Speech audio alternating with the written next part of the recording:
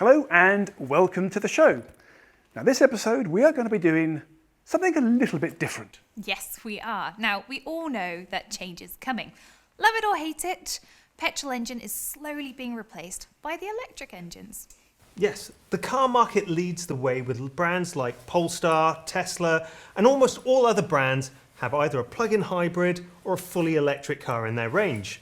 And there are many electric bikes on the market as well, but what is the future for electric adventure bikes when the range is so key?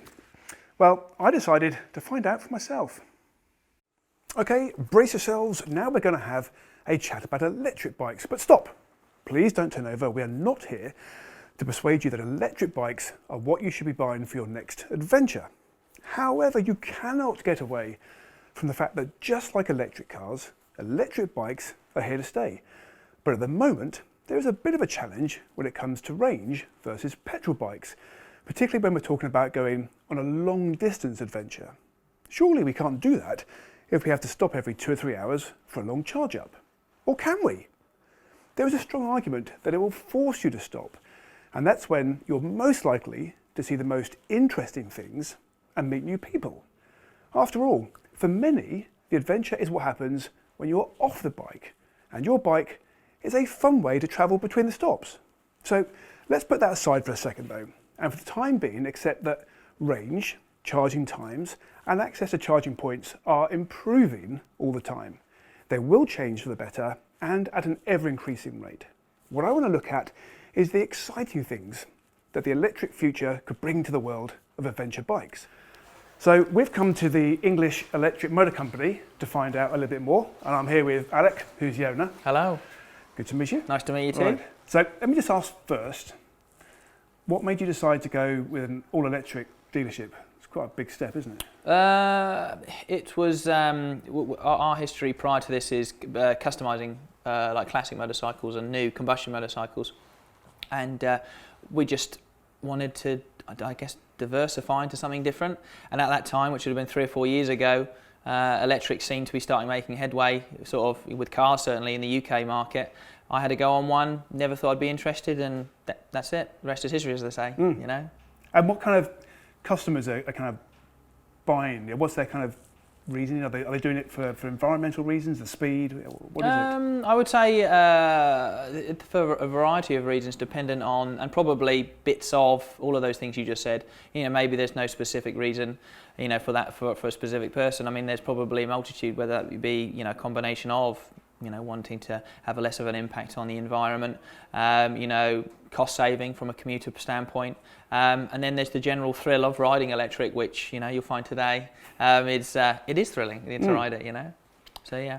And the future. I mean, we're going to be talking later about kind of where electric bikes are going, but kind of from your perspective, it's still to a degree in its infancy. But kind of where do you see it all going? I mean, I would say that, you know, combustion is going to be here for a long while, you know, and that's a good thing because I love it. Probably the same as you, absolutely. You know, that's a good thing.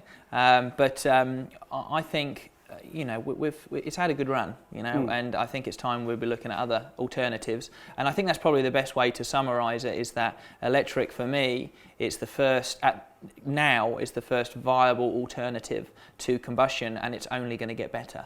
You know, so you know, the side range, charging time, all those things will all improve.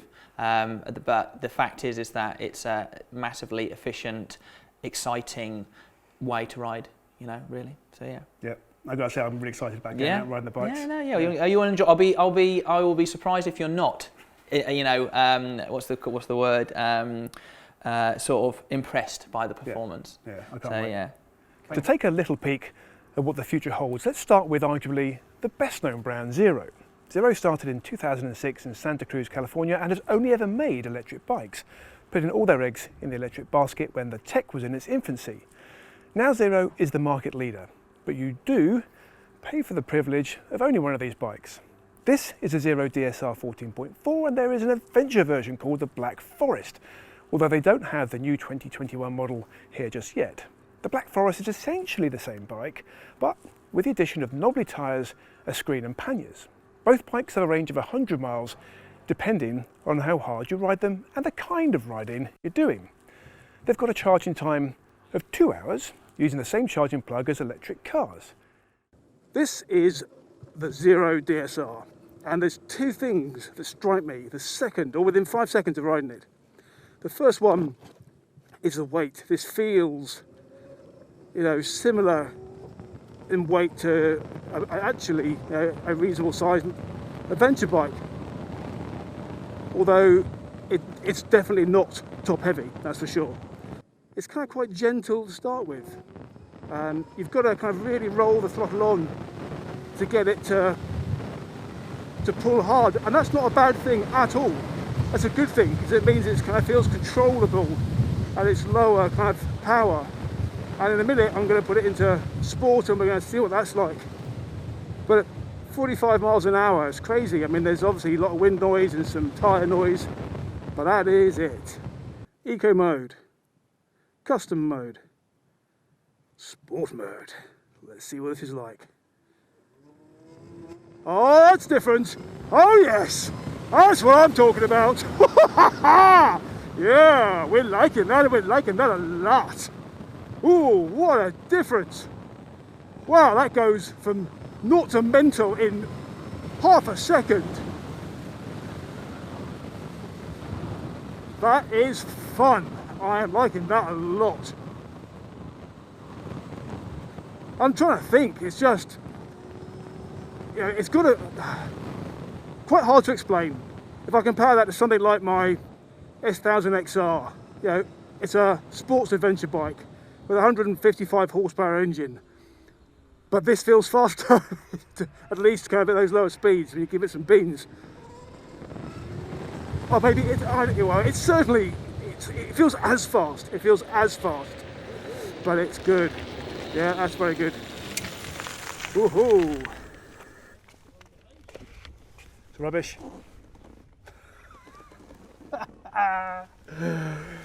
I'm not going to say anything. You have to listen to my reaction on this when I'm riding, and that's what I'm going to say. Now, I'm not just taking out one bike, I'm taking out a few. Now, it's this one, the Zero FX 7.2. Okay, so we're on the Zero FX. This is kind of the most regular motorbike feeling bike in terms of its size, in terms of the suspension, and actually in terms of the initial kind of handling. This feels very familiar, other than the fact, of course, there's no engine noise. It's also not got knobbly tyres, so it's a little bit slippery.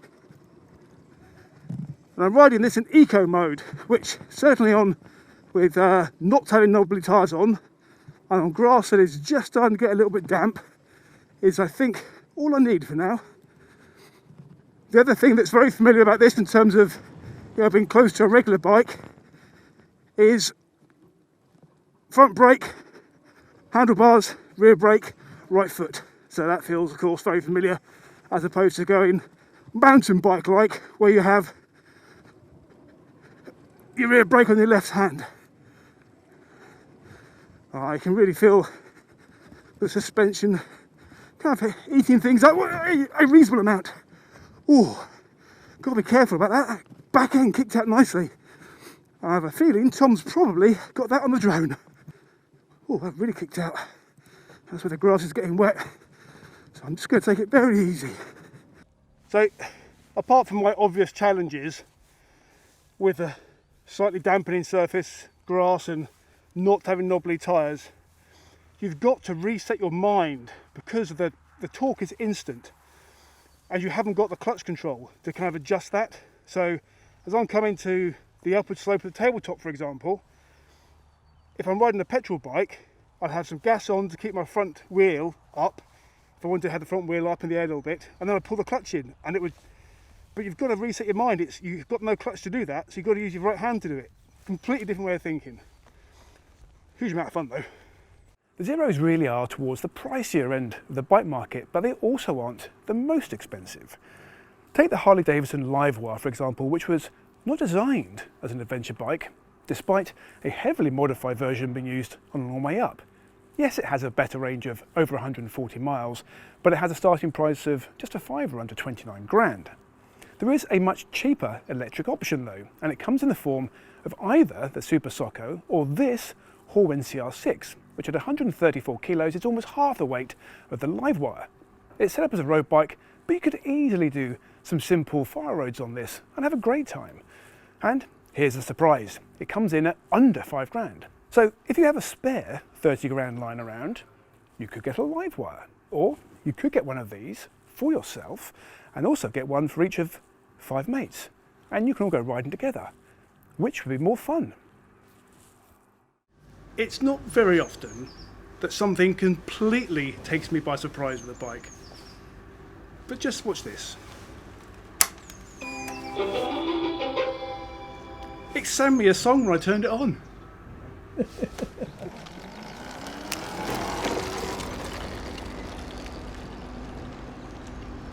So I'm now on the Horwin, and I'm guessing this is kind of, it's like your 250. Yeah, that's my kind of very rough guess. I could be wrong, but that's kind of the feeling for me. And the acceleration's there, you know, kind of, it goes quite nicely when you do that, when you pull your hand back, but it's not too mad. It's not scary fast, which actually makes it very genteel. You know, it's very pleasant, I think is the best way of describing it. I can kind of picture myself being out on a nice Sunday jaunt without stressing myself too much about blasting the A roads, just meandering and enjoying it. Now, the Horwin and the Zero are all good fun and have a lot of interesting potential as the battery technologies get better and better. But they aren't really anything new as such. They are motorbikes with batteries replacing fuel and electric motors replacing petrol engines. Where do we need to look for the out-of-the-box thinking or new and exciting features? Let me introduce you to the Ubco. So first, let's address your burning question. Why aren't they finished? Where are the body panels? Well, this is all there is. This is the bike in finished form, and as an adventure bike, it has some interesting potential, and it's probably one of the most forward-thinking electric bikes on the market, taking full advantage of what electric motors can offer. Firstly, this bike is light at only 52 kilos. It's strong using this simple but effective frame, which also gives you some great luggage options. But the best thing is, it's two-wheel drive. This now is the Ubco. So this is the two-wheel drive bike. And immediately, it's a really smooth sensation because you're getting pushed and pulled at the same time. Actually, I wasn't expecting that the kind of acceleration on this would be quite as lively as it is, but actually it really is quite lively. I suppose this is more equivalent to a 125, I'm guessing, in terms of kind of the power, but the suspension's pretty good as well. Actually, I'm very pleasantly surprised. It's actually also very surprisingly electronic. It's a keyless start, so you just have to press the fob, bike lights up, press the red button on the handlebars and you're ready to go. Side stand up and pull the throttle. It's very configurable, but you do that through an app. So there's very little you configure actually on the bike itself. It's all through the app. Not really going to spend the time playing with that today because I'm just having far too much fun riding it around. Ooh. Wait back over the hills, Graham, wait back over the hills. And of course, the real big upside of this bike with the two wheels is if you're getting into kind of challenging or tricky conditions, particularly in the mud, two-wheel drive pulls you through.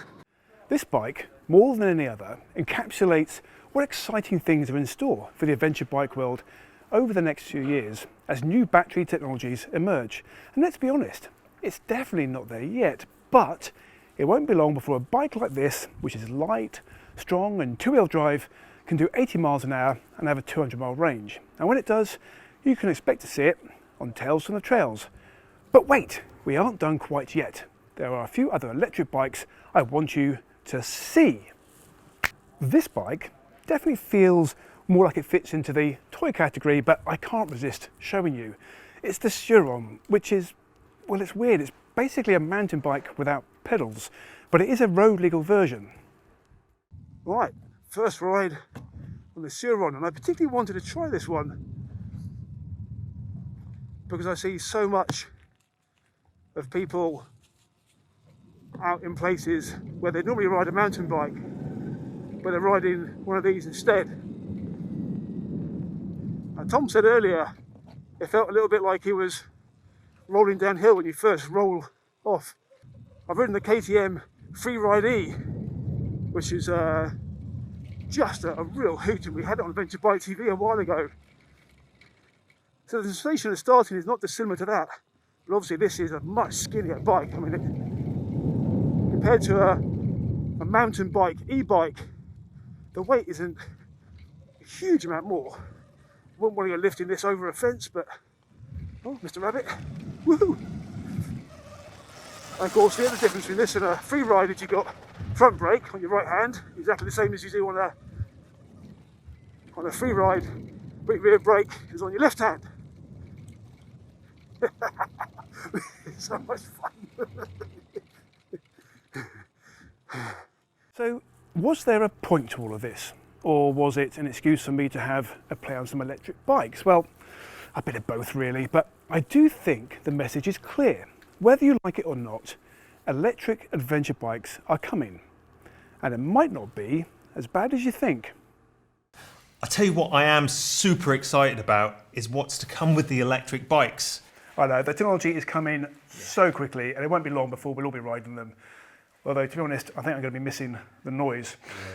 Anyway, let's head back to part 3 of Tales from the Trails.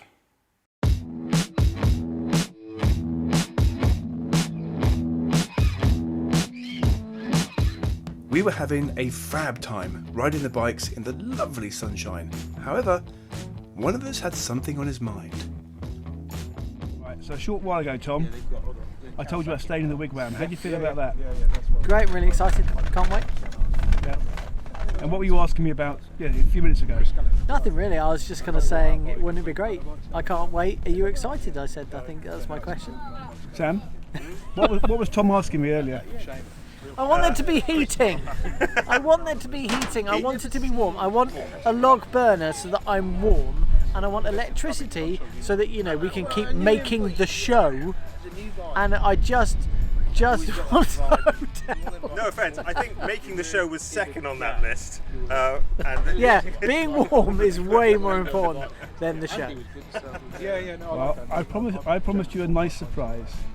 Surprise! No, you promised me a surprise. You never said it would be nice. This is what worries me. One of the worst things about Tom is that when he is in a mood about something, he moans and complains a lot.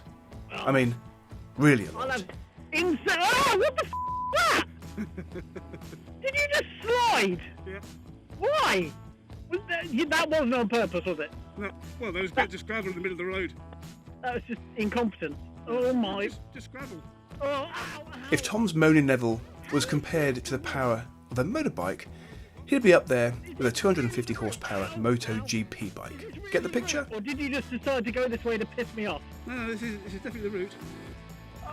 My back is going to be in pieces. Lots of 250 horsepower moaning later, we got to Ruthen Valley, where I booked us in after letting Tom know what I thought about his Premier class moaning. I don't aim for the bumps. A wigwam! That's not a wigwam. That's a wigwam! That's a wigwam! I thought that was a teepee. That's a wigwam! Go on then, Tom. So this is a wigwam, apparently. I thought a wigwam was like one of those tents.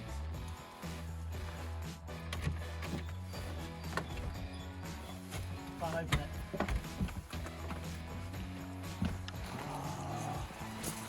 There's a heater! Woohoo! This is nuts! Oh, comfy beds. Did I mention there's a heater? You did. Okay, there's a heater. So on a happy bunny. And there's plugs. There's a plug. That could be interesting. Bedding type stuff. This is awesome. Bloody marvellous. Good job, sir. Woke up this morning to find Jack Frost has christened our bikes. And what are we doing tonight? We're camping! We got on our bikes as quickly as possible to distract Tom from the camping later, and headed off to a huge abandoned airfield where anyone can ride their bikes and drive their cars on the old main runway.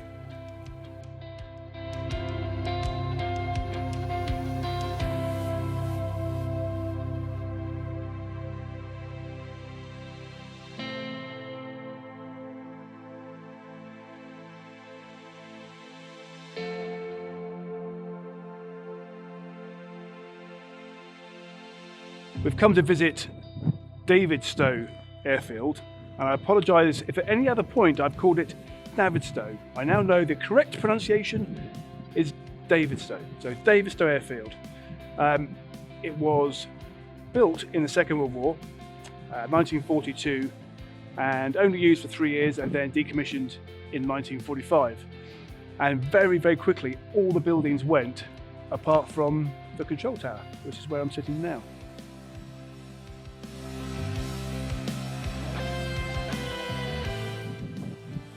Right, if Sam's going to have a look up there, I'm going to look down this way.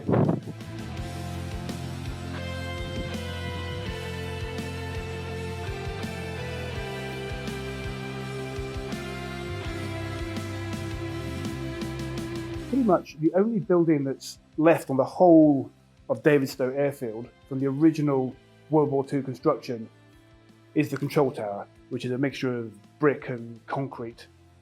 And two things strike me as you walk through this. One is, it looks like there's been some very undesirable people doing stuff they probably shouldn't be doing in some little spaces that's full of rubbish and horrible. Yuck, stuff, yeah, horrible. And the other thing is, there's just earth. There's dirt everywhere, great big piles of it. And I can't for the life of me think why or how it's got in here. I mean, it can't have blown into the windows. I can't imagine it's all been pulled up on the feet of sheep coming in, but maybe that's it. It's just very strange. I feel a little bit like this is my Neo from the Matrix moment when he walks around the corner of the outside the building, other than the fact my ledge is 3 or 4 foot wide and his was only 6 inches. It does freak me out a little bit, and there obviously was at some point a proper guardrail around here because there's holes in the concrete where the posts used to go, but I'm not particularly great with heights. Ugh, these days anyway. I used to be fine. I think that's enough. Matrix moment over. Despite the fact that this place is pretty minging actually, and although it has some interesting graffiti all over the place, I do sit here and look at where the big windows were that you can see the whole airfield. As I do with anything old, castles, anything, I just love to sit and kind of imagine people at desks and their headsets on and the big board in the middle that you've had in World War II with the long sticks moving aircraft around the board so they know exactly where everybody is. I just find these places utterly fascinating.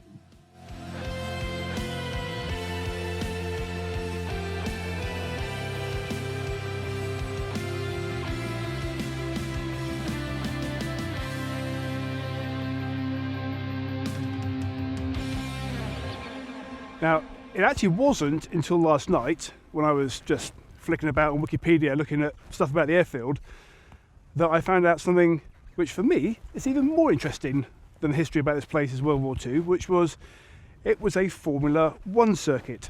Now, it was a Formula 1 circuit from 54 to 55, and actually ran 3 races during that period of time. And the circuit, when they first created it off the back of the original airfield, only had 3 corners, and unsurprisingly the drivers thought it was a bit boring, so they put in a chicane, which is behind me, you can just see it on the track, and one on the other side which is now gone, and created a load more corners. Also significant because it was the first Formula 1 track where Lotus won a race. After riding the old track, which is definitely not in any condition to go fast on anymore, we headed to our next stop, the Cornwall War Museum, based at the Airfield's old officers' buildings.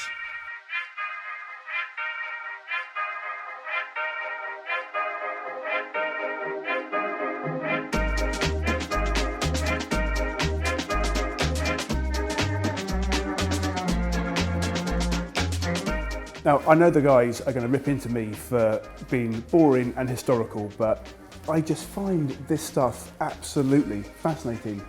And this gun is the perfect example. So it's a deck gun from a U-boat, U-41 they believe. And it's important for two reasons. One, everyone associates U-boats with the Second World War, but actually this is from a First World War U-boat, so it means it's very, very early. And Steve thinks it's probably the only one of its kind in the world. And the reason why this is fascinating is not just because it's a barrage balloon winch from the Second World War, it's the fact that it was actually in use up until 2013, so I can't even work that out, 60 years as a boat winch in a harbour with that engine from the Second World War working. And Steve was saying that with probably a minimum amount of work, it could be working today.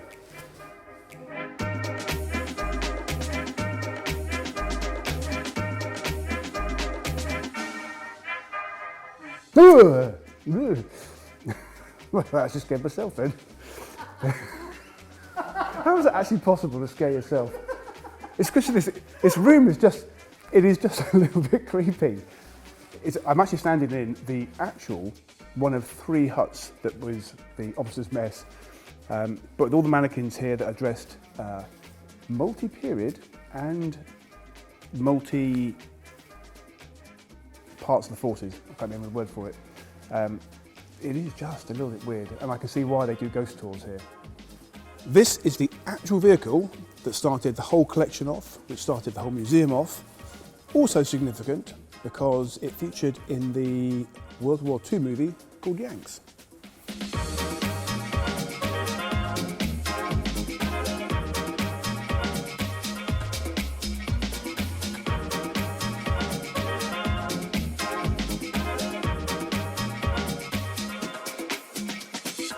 Being as what we are, a motorbike show, it was very important to get to see, I think it's the only motorbike in the whole museum. But again, I find it interesting. So that's actually called a corgi, but it's based on something called a well bike. So that's W-E-L bike. And the well bikes were made in the Second World War because they were the right size to go inside a container that they dropped with parachutes. And the well bikes were the smallest motorbike ever made for the British Armed Forces. Well, that corgi bike is for the Navy, and the reason why it's important, it's basically used on aircraft carriers. Because they are so huge, they needed something to whiz along the decks and get around the place. So that is an aircraft carrier corgi bike. This is Steve, who co-owns the museum with his wife Sheila. And there's a fascinating history to how it all started. Just give me the kind of the history of how things started and where you've kind of come through. Right, well, it all started in the very early 90s. There was a big museum down near Penryn called Le Manva, and they supplied all the military vehicles for the Hollywood greats of the time. The war films like Bridge Too Far, James Bond, Indiana Jones. Anyway, it was all being sold up in the early 90s. I went down on viewing day, picked out a few little things that would be quite nice to have. Sheila went down on sale day, and she came back with a lorry that's behind the cameraman. A great 6-wheel drive, 1943 American lorry. Well, being a bit of a collectomaniac, we're both collectomaniacs, well then we want another vehicle, and the vehicle collection grew, then all the kit to go with it, the weapons, the uniforms, and this collection grew massively. And we always fancied doing a museum, and it came to our attention that here at Davidstow, an old wartime airfield, the highest airfield in the country, the old officers' site, some of the old buildings were still here, and we bought the site, and we've created this museum that's here today, and it covers from 1914 to the present, and it covers all 3 armed services, and it's in 20 different buildings. We're in the hangar at the moment, the largest of the buildings. Fantastic. Now I get to talk to Sheila, because this is kind of where it all started with you. And now Steve was telling us that the collection, I mean, you were saying you both collected stuff anyway, Yeah. but really the starting point for the museum was the big American 6-wheeled truck Yes. from 1943, I think. There's 9 GMC. Yeah. Yeah. What made you decide when you went to the auction to buy that particular one?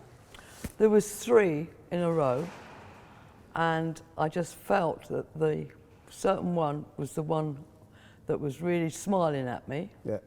So I put my coffee cup on it, and that was it. And that was it. That was it. That was going to be mine. That's going to be mine. Brilliant. And that's how it all started. And then, and you've been recognised for the work you've done with the museum, because I mean, not only is it a great place to visit, but it does, great for education and children stuff. So you've been recognised with the British Empire Medal, Yeah. which was very great honour. Yeah. And it was, although it was presented to me, I feel that it was for all our volunteers, because they all worked so hard in 1917. Right. Lovely. It was a great honour. And actually, you pick up with the volunteers there. So it's not just 2 of you running this place. You've got a big team who work with you as well. We couldn't do it without our volunteers. I mean, they come in and they do anything and everything in all weathers, and the weathers up here can be pretty bad. Yeah. Yeah. Okay. It's been lovely to meet you. Thank you so Lovely. much. Thank you very much. With the prospect of Dartmoor wild camping weighing heavily on the still moaning Tom, we headed back to the airfield so Sam and Tom could have a go at driving the sidecar, which was interesting. Now it's my turn to tell you about one of the people that has inspired me over the years. Is it me, Sam? No, it's not Graham. No, sorry. It was me, wasn't it, right? No, Claire. Let's just watch. So now, before I start, I would like to say, please don't write a bad review just yet, as I'm pretty sure there'll be a few people out there wanting to tell me how wrong I am in my choice. But hear me out. It was the year 2004. I started thinking about getting a motorbike, as car ownership was an expense I couldn't really afford at the time. As a video games tester, you don't get paid much. I went through the different kind of road bikes I could actually afford. Nothing really sparked my interest though, and at this time my only knowledge of dual sport bikes was that the ones I saw hooning across a cross circuit or when watching Kickstart on television when I was young. I'd recently returned from several trips from India, Australia and the Middle East. So adventure bike travel was already coursing through my veins. But I had not yet connected the love of travel and my interest of bikes together at this point. But then an advert came on TV, showing me this Hollywood star and his relatively unknown friend doing a massive trip around the world on motorbikes. It was only then that I got introduced to the long way round. At this point, my brain suddenly put 2 and 2 together and came out with travelling on motorbikes. Why this had never crossed my mind, I don't know. But I avidly lapped up every episode that came out, watching as each week revealed the highs and lows of their motorcycle adventure. I came to the realisation that it wasn't about the destination. It was about the people that travelled with you and the people you met along the way. Through all this, the one person who really stood out the most in the series was Charlie Borman. I always felt that Ewan McGregor had the advantage of fame on his side, and his focus really was elsewhere. Charlie's passion always took front and centre, and this especially showed when KTM declined their offer to use their bikes on the trip. I have to say that's one thing I have over the guys, is that I did my trip on a KTM. Charlie's enthusiasm stayed with me for many years after watching The Long Way Round. Of course, by this time, adventure motorcycles were the darling of the motorcycle industry, and there were plenty of options to choose from. I was working out of Dubai at this time and could finally afford my first dual sports bike. Once again, Charlie Borman influenced my choice due to his Race to Dakar TV series, and that choice was the fantastic BMW 650 GS Dakar. Throughout all his hit TV series regarding motorcycles, Charlie's exuberance for the subject always got me wanting to jump on a bike and either travel to some distant place or do some kind of crazy racing. He seemed to be the most down-to-earth, whilst always seeming to be the one who got the most out of being in the moment, enjoying the journey, dealing with the frequent obstacles, and of course, the enjoyment of riding motorcycles. But my mind kept going back to the long way round, and how someone could hop on a bike and go anywhere his heart desired with just a few items. Okay, before you say it, we all know that Charlie and Ewan had a team behind them whilst travelling. But it was the idea behind the show that inspired many like myself to take up adventure motorcycling. And Charlie made that feel like it was possible, even if your friend wasn't massively famous. So for the next 5 years, I lapped up and watched as many films and TV series as I could on adventure motorcycling. Eventually, I took the plunge and did my first around-the-world trip on my motorbike. I found that watching the long way round helped me realise that travelling to these far-flung lands is not as easy as rocking up to a country, them waving you through after a nice chat and a cup of tea. Especially as my first port of call would be Iran. During this trip, I always had a copy of The Long Way Round on my computer, which to some may sound stupid, but it always seemed to get me out of a rut when I wanted to turn around and go home. It was watching the joy and excitement of the guys finally overcoming whatever issue they had come across, whether it was a frame snapping or, in a later series, someone's wife turning up. Even when travelling now, when I'm cold and I'm wet, or the border patrol won't let me through because I dotted a T or I crossed an I by mistake, or my bike has decided to take a nap in the dirt and I feel like saying, "Fuck it," I remember the long way round and how at points the guys were at each other's throats or just wanting to throw the towel in, but they stuck it out and came out the other side with appreciation of their friendship, the bikes, or just how damn lucky they were to be doing what they were doing. Many times in my last trip with Claire, even in the most remotest corner of the world, we would still get stopped by locals and asked which one of us was Ewan and which one of us was Charlie, much to the amusement of Claire. Of course, as I had the beard, I would be Charlie.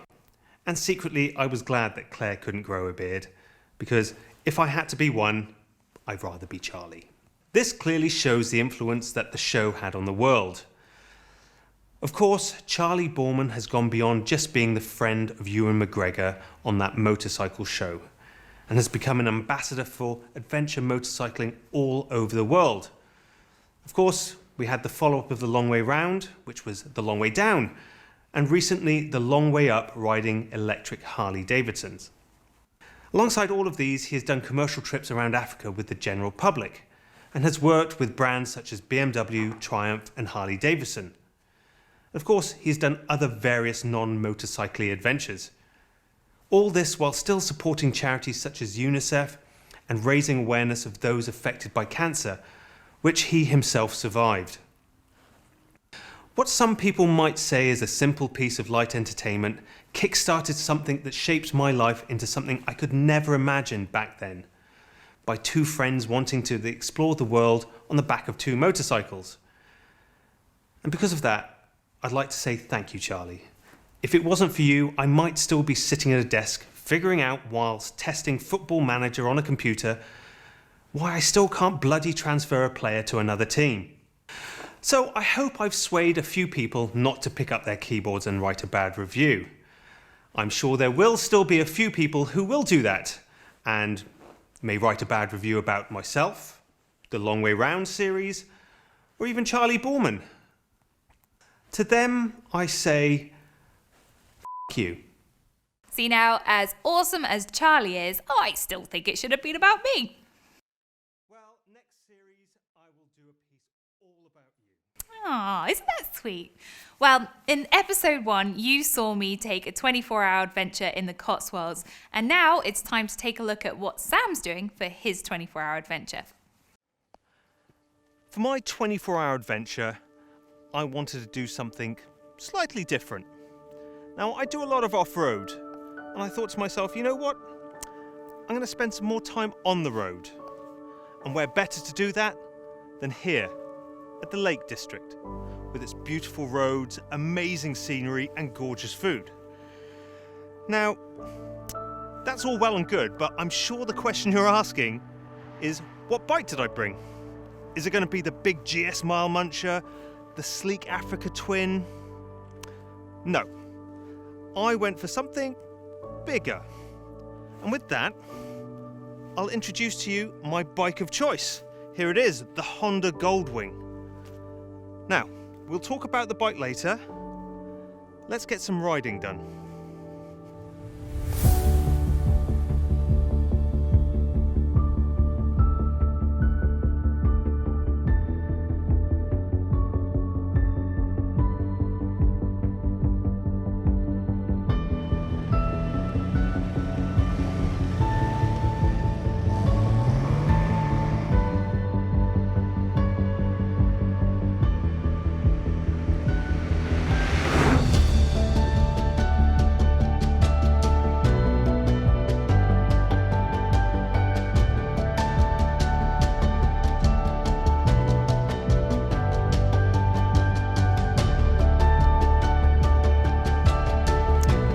So here we are at Lake Windermere, and as you can see behind me, there's a ferry coming.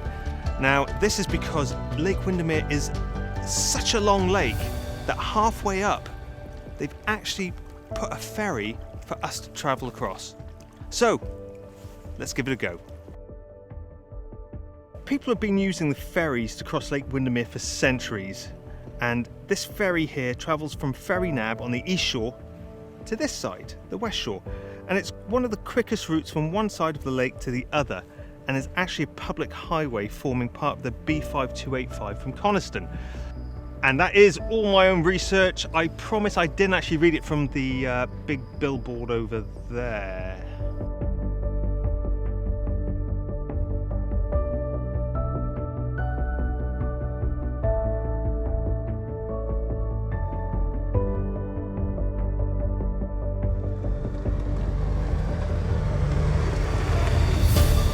Here we are in the fabulous Lake District on what some people may class as not an adventure bike.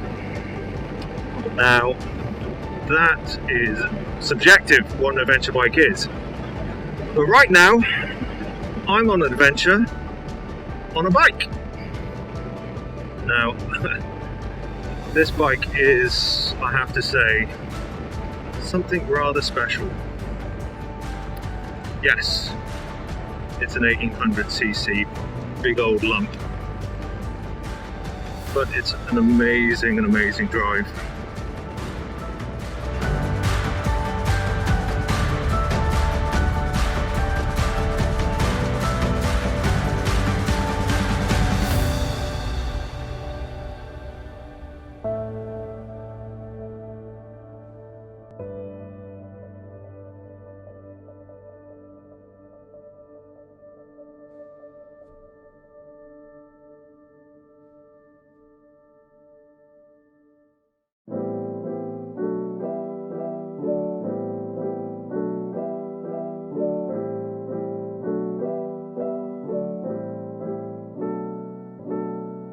Here we are on a brisk Sunday morning at my accommodation. So yesterday was a full-on day getting up here to the Lake District, where we had a quick chance to look at Lake Windermere and the surrounding areas. But today is all about the riding. But before that, let me tell you a bit more about the accommodation. So here in the Lake District, you've got a wide variety of accommodation to stay in.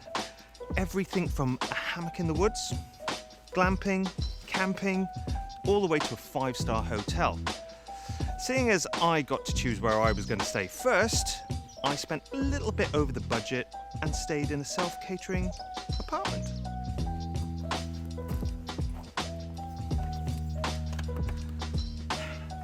So, here we are in this fantastic apartment. Now, this is everything you need after a hard day's ride. You've got this amazing lounge, kitchen, bedrooms, bathroom. More importantly, a place to put your bike. Now, enough about accommodation. Let's get to some serious stuff, the riding. And maybe I might tell you a little bit about the Honda Goldwing.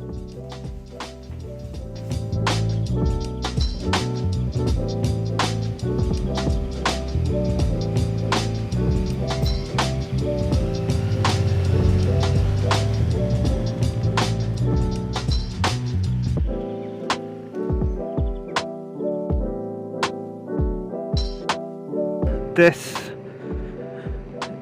I have to say, is a marvellous piece of kit. It is just so nice to ride.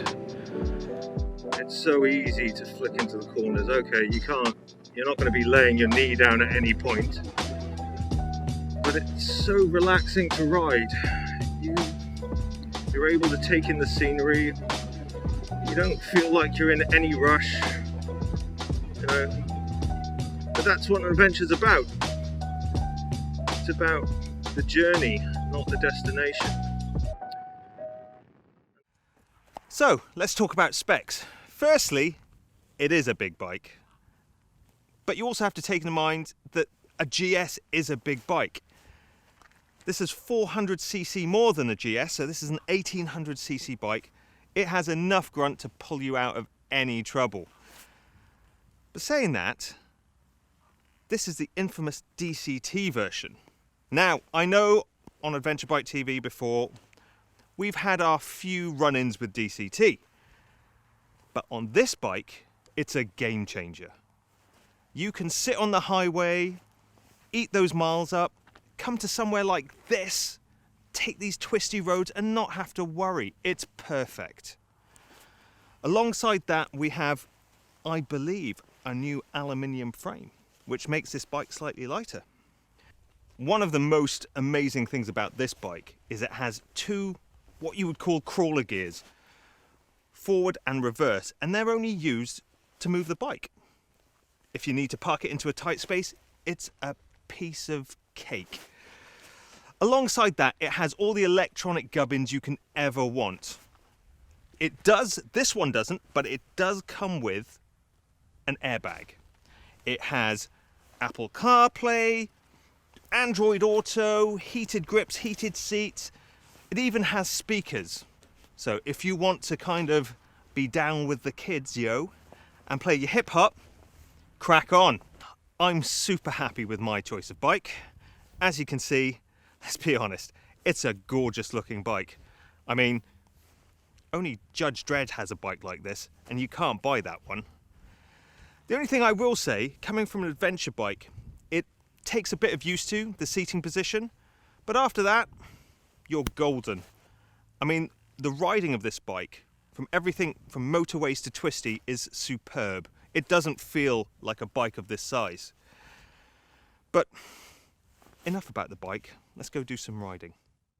So, here we are, Hardknot Pass. You know what, I'm going to put it into sports mode, because I do find with this bike, sport mode actually holds the revs, especially when you want a bit of engine braking down hills, and it is an interesting one. It's quite steep, very bumpy roads, very bumpy. So let's see how the old Honda Goldwing does. It's not the best of surfaces, but I know I've got enough grunt to get me up. Did I mention the suspension? The suspension's awesome. The suspension just smooths everything out. Okay, I mean, you're not going to get away from a few jiggles and everything like that, but I won't lie, there are definitely some moments on this road that make you clench your buttocks. your buttocks ain't clenched once in a while, you're not living. But I'll be honest with you, I mean, it's stunning, absolutely stunning around here. I really couldn't think of a better bike to do this on. Now the question is, would I have one instead of an adventure bike? Probably not. But then I like to have the ability to go off and on road, and that's where the adventure bike excels. Yes, there are compromises, like with everything, but if most of the time, let's say I wanted to ride to Europe and travel around there, then this would be the bike. And the weather's held up, which is amazing. You know, the nice thing is I've done a lot of adventure riding. I've been lucky enough to travel to a lot of places in the world, and I have to say a lot of it is on paved roads.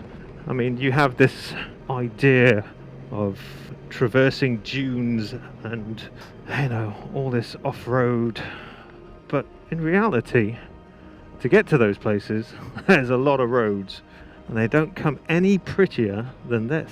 Such a gorgeous day. Such a gorgeous day. As I said before, the Lake District is known for its food. But of course, we're in the middle of a pandemic and we can't go to these fantastic restaurants that I've been told all about.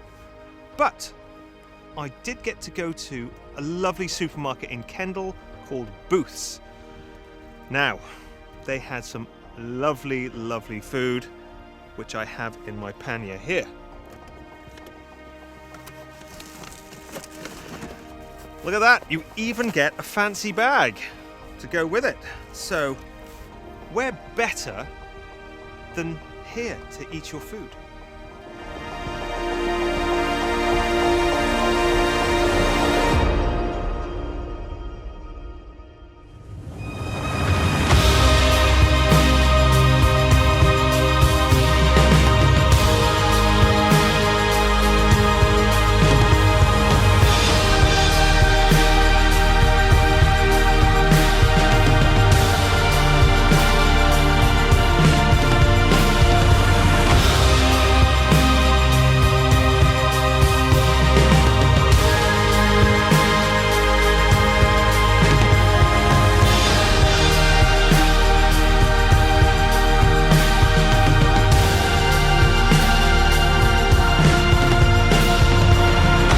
After a phenomenal day riding in some epic scenery on what I would class as a fantastic bike, we end up here at Coniston Water, made famous by Donald Campbell, who attempted the water speed record, trying to reach a speed of 300 miles an hour.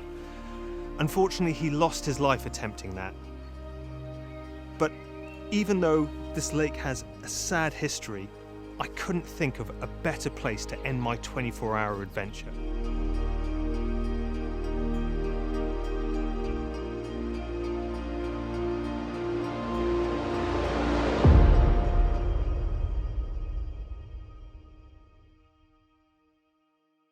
I have got to say, I think that gold wing looked absolutely stunning. So different from the old bike, but that might just be because I'm getting old as well. So, yeah, you're right on 2 points. Yes, you are old. And yes, it looks awesome. And on both of those two notes, I think it's time to finish the show. Ride safe, everybody, and we will see you next time.